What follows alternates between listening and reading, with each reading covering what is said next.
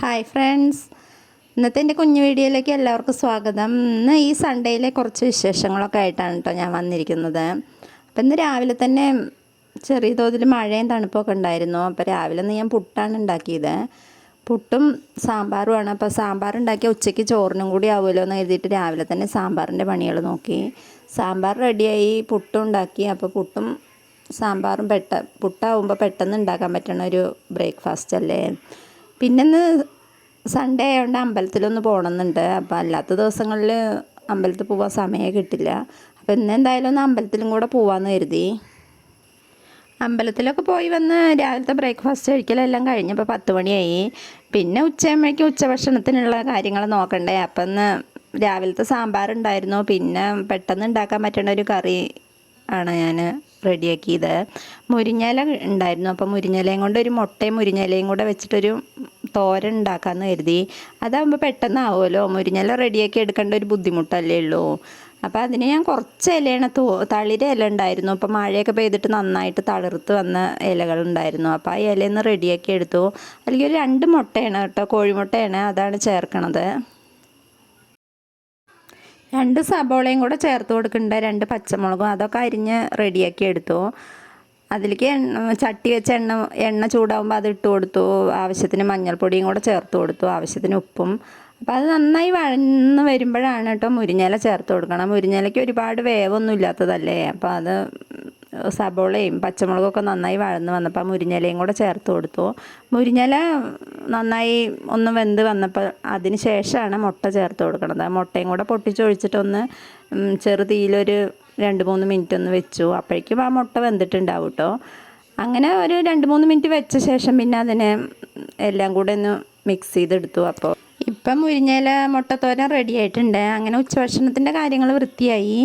ഇനി എന്തായാലും അടുക്കളയിൽ പണികൾ ചെയ്യല്ലേ. അപ്പോൾ കുറച്ച് ചക്ക വേവിച്ച് വെച്ചത് ഇരുന്നിരുന്നു, പഴുത്ത ചക്ക വേവിച്ച് വെച്ചത്. അപ്പോൾ 4 മണി ചായക്ക് ഒരു ചക്കയും കൊണ്ടൊരു വട്ടയപ്പം കൂടെ ഉണ്ടാക്കി വെക്കാമെന്ന് കരുതി. അപ്പോൾ അതെല്ലാം കഴിയുമ്പോൾ പിന്നെ കുറച്ച് സമയം റെസ്റ്റ് എടുക്കാമല്ലോ. അടുക്കളയിൽ പണികൾ ഒറ്റയടിക്ക് എല്ലാം കൂടെ ചെയ്യുകയാണെങ്കിൽ പിന്നെ ചെയ്യണ്ടല്ലോ. അല്ലെങ്കിൽ പിന്നെ 4 മണി ചായയുടെ സമയത്ത് പിന്നെയും പണിയെടുക്കണ്ടേ. അപ്പോൾ അങ്ങനെ ഞാൻ ആ ചക്കയൊന്ന് നന്നായി ചൂടാക്കി എടുത്തു. ഒരാഴ്ചയോളമായിട്ട് പഴുത്ത ചക്ക വേവിച്ച് വെച്ചതായിരുന്നു.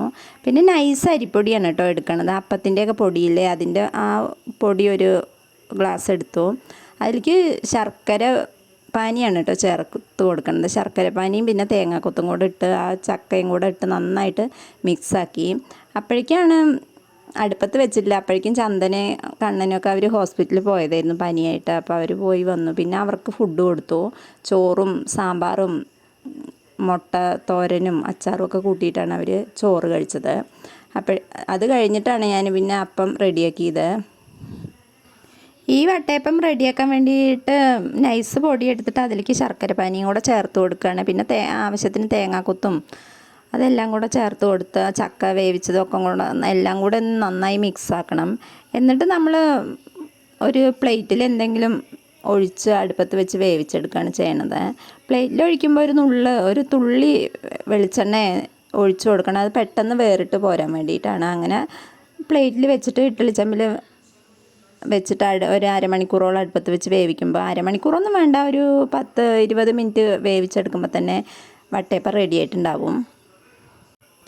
പിന്നെ ആദ്യം പറയാൻ വിട്ടതാണ് കേട്ടോ, മുരിങ്ങയില തോരനിൽ വേണമെങ്കിൽ ആവശ്യത്തിന് ഇഷ്ടമുള്ളവർക്ക് തേങ്ങയും കൂടെ ചേർത്ത് കൊടുക്കാം കേട്ടോ. ഞാൻ തേങ്ങ ചേർത്ത് കൊടുക്കാത്തത്, അതിൽ തേങ്ങ ഇടുന്നത് ഇവിടെ വീട്ടിലാർക്കും ഇഷ്ടമില്ലാത്തതുകൊണ്ടാണ്. പിന്നെ രാത്രിയായപ്പോൾ ചിക്കൻ കൊടുന്നു. രാത്രിയാണ് ചിക്കൻ വാങ്ങിച്ചത്. ചിക്കനും കൂടെ ഒന്ന് റെഡിയാക്കി എടുക്കാമെന്ന് കരുതി. ചിക്കൻ നന്നായിട്ടൊന്ന് കഴുകിയെടുത്തു. അതിൽ ആ ബ്ലഡിൻ്റെയൊക്കെ ഒന്ന് നന്നായി പോകും. ഒരു 3-4 വട്ടമെങ്കിലും കഴുകിയെടുക്കണം. അങ്ങനെ കഴുകിയെടുത്തിട്ട് പൊടികളൊക്കെ ചൂടാക്കി വെച്ചിട്ടുണ്ട്. അപ്പോൾ അതും കൂടെ അതിൽ ചേർത്ത് കൊടുക്കുകയാണ്. പൊടികളും മഞ്ഞൾപ്പൊടിയും മല്ലിപ്പൊടിയും മുളക് പൊടിയും ചിക്കൻ മസാലയൊക്കെ ചേർത്ത് കൊടുക്കണം. ഇതിൻ്റെ ഒപ്പം തന്നെ വിനാഗിരി ഒരു ചെറിയ സ്പൂൺ ഒഴിച്ചു കൊടുക്കുകയാണെങ്കിൽ ചിക്കൻ കറിക്ക് നല്ല ടേസ്റ്റ് ഉണ്ടാവും. വിനാഗിരിയും ഇഞ്ചി വെളുത്തുള്ളി പേസ്റ്റും കൂടെ അതിൻ്റെ കൂടെ മിക്സ് ചെയ്തിട്ട് ഒരു 10 മിനിറ്റോ അല്ലെങ്കിൽ ഒരു 10-15 മിനിറ്റ് ആ ചിക്കൻ വെച്ചിട്ട് വേവിക്കാൻ അടുപ്പത്ത് വെക്കുകയാണെങ്കിൽ നല്ല ടേസ്റ്റ് ആയിരിക്കും. ചിക്കന് നല്ല മണവും ഉണ്ടാവും.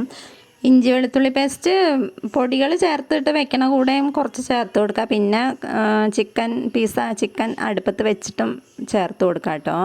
അപ്പോൾ ഇന്ന് രാത്രി ചിക്കൻ കറിയും നെയ്ച്ചോറും ആയിരുന്നു. അപ്പം ഇന്നത്തെ വിശേഷം ഇത്രയൊക്കെ ഉള്ളൂ.